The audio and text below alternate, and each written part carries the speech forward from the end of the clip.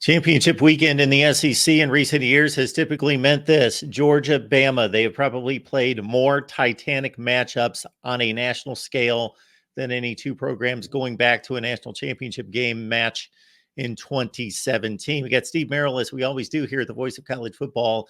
Join Steve on Wager Talk TV. It's right here on YouTube, wagertalk.com. You get the full array of everything going on right now in sports, the NBA, college basketball, and the NFL included. Steve, we always appreciate you being here. Georgia, Bama. Georgia consensus number one to a certain extent in the polls, the college football playoff rankings.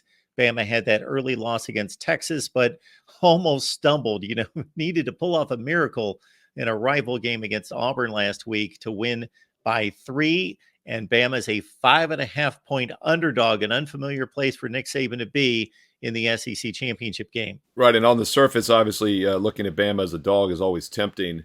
I run a 10,000 game simulation through the database. On average, I have Georgia winning this matchup by 5.2. So 5 points, 5.5, 6 is where the line is now. So I do think the line is spot on. And I'm not sure I want to buck a Georgia team that's now won, 29 straight games. So it's a tough call as far as the side goes here. From a national title perspective, I mean, the question becomes, if Georgia loses this game, do they fall out of the top 4? I don't think they do. I don't think they should. So it's hard to see a path for Alabama getting into the Final Four, even if they win this game. I mean, maybe Iowa would have to beat Michigan. I guess that maybe would bump Michigan out, but the Oregon-Washington winner is going to definitely be in the top 4. I think Georgia's probably in even without a loss, and Michigan not going to lose, first of all. They're 23-point favorite, and even if they did, maybe they don't fall. So there's really one spot that the other one-loss teams are all fighting for, and they probably need Florida State on top of that to go down, which could happen. They're only a 2.5-point favorite against Louisville. But it's going to be a tough road for Alabama. And then on top of that, let's not forget, as you said, their one loss came to Texas, who's one of those other one-loss teams. And, of course, the Longhorns were over a 2-touchdown favorite against Oklahoma State. They should win as well. So I guess Alabama's got to hope that maybe they win. And they have to win by a margin, probably really impressively maybe. By the way, they were a 6-point dog a couple years ago, and they won that game 41-24. So it could happen. And staying off the side here, I think the total, the over, is actually the best play. As I mentioned, that earlier meeting a couple years ago had 65 total points. And I know these are two very good defensive teams. But as we saw with the Ohio State-Michigan game, when two really good teams play, the defenses don't always win out. These are two good offensive teams as well. Georgia can move the ball almost 40 points a game. And what's interesting about Georgia, yes, they haven't covered a lot of games. They have covered more recently, by the way. They've covered 3 of their last 5 after only covering 1 the whole first couple months of the season. But you look, when they step up in class in big games this year, they've actually stepped up offensively. 51 points against Kentucky, who was undefeated at the time. 43 against Florida, and then 52 against Ole Miss. That was actually more than they scored against Vandy, Missouri, Tennessee, or even Georgia Tech. So it's almost like Georgia's just kind of taking it easy in the mid-level teams and then really turning it on against the big boys. I know Alabama struggled offensively early in the season, but they can still move the ball as well. They're averaging now 10 yards per pass attempt.